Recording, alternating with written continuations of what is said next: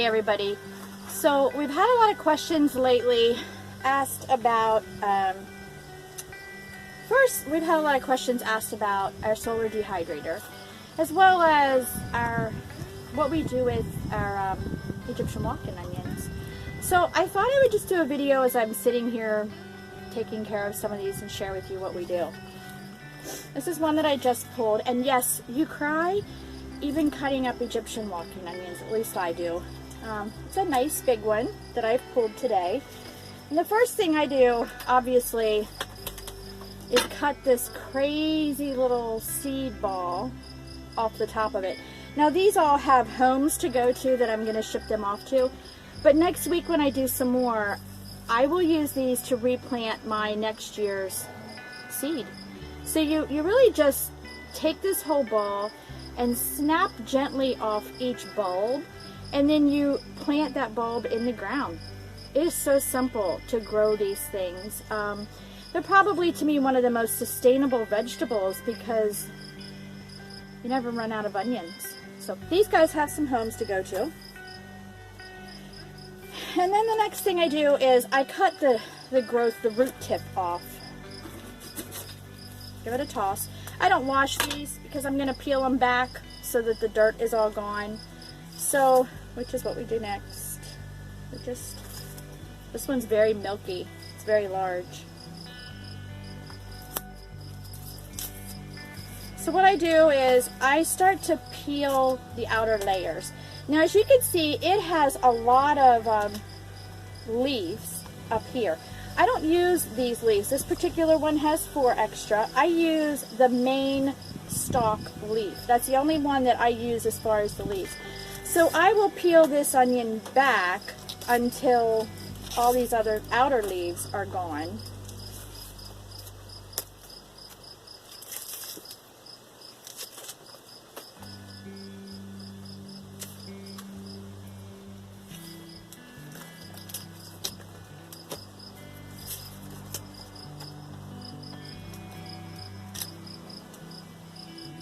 So that's it. I have a clean onion head, and I have this nice long onion shaft that was the main staff.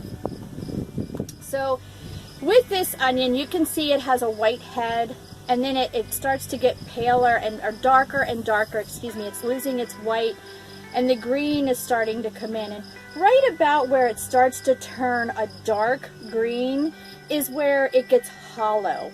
From here down, it's somewhat solid, so I will always just cut at that place. And you can see there is some hollowness even in the neck of this, but this is the majority of the hollow tube. And I don't use all of this. There's no rhyme or reason. I just cut off the tip, and I have this nice, sturdy, hollow green tube.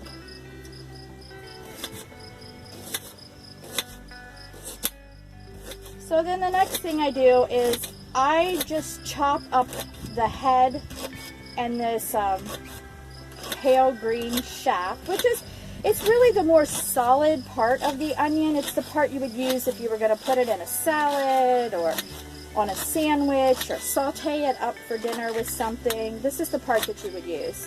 So I just go through and slice it, just little rings.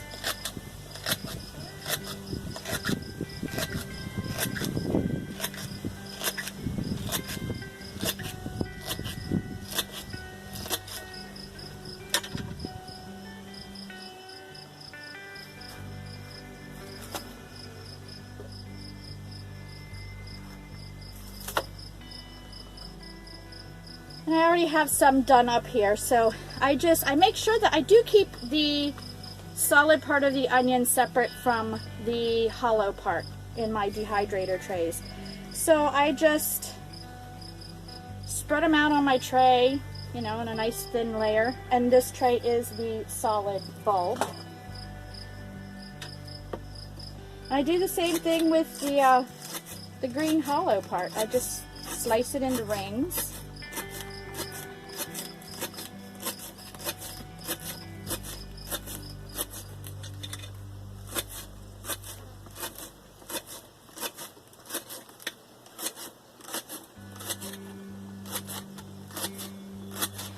say while I'm slicing, we don't talk too much on our channel about prepping or, you know, that sort of lifestyle.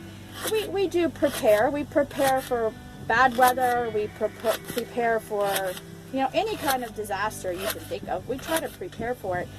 But we try mostly to make our lifestyle a lifestyle of preparedness.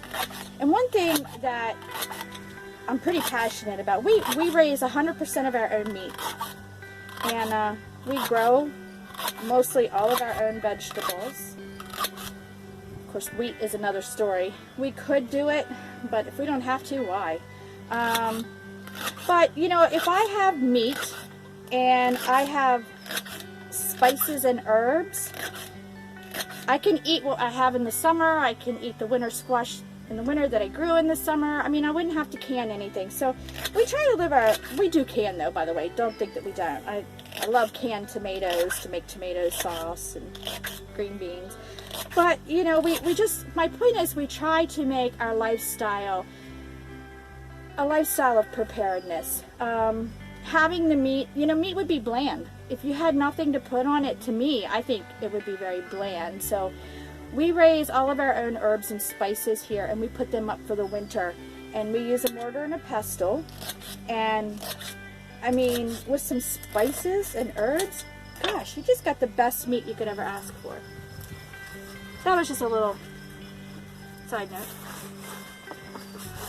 Alright, so, second tray with these gorgeous green rings.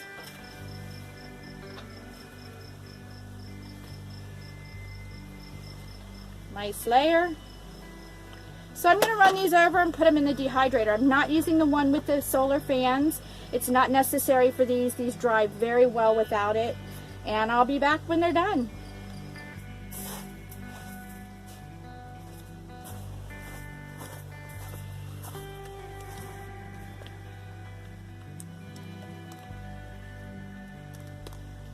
Good morning.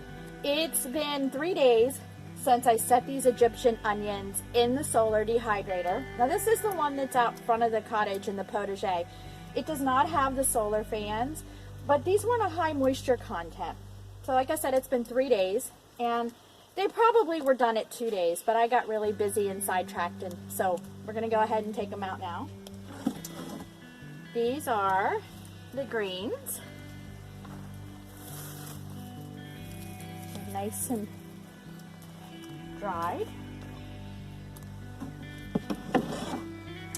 And this tray is the meats.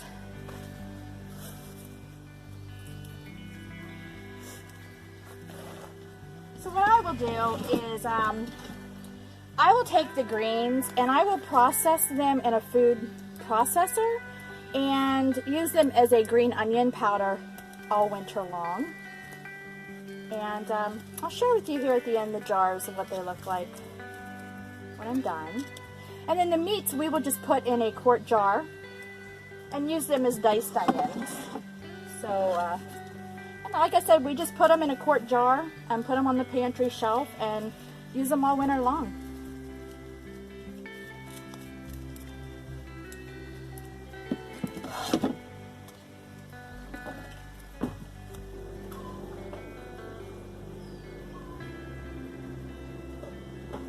I wish you could smell this. We're cooking off a chicken.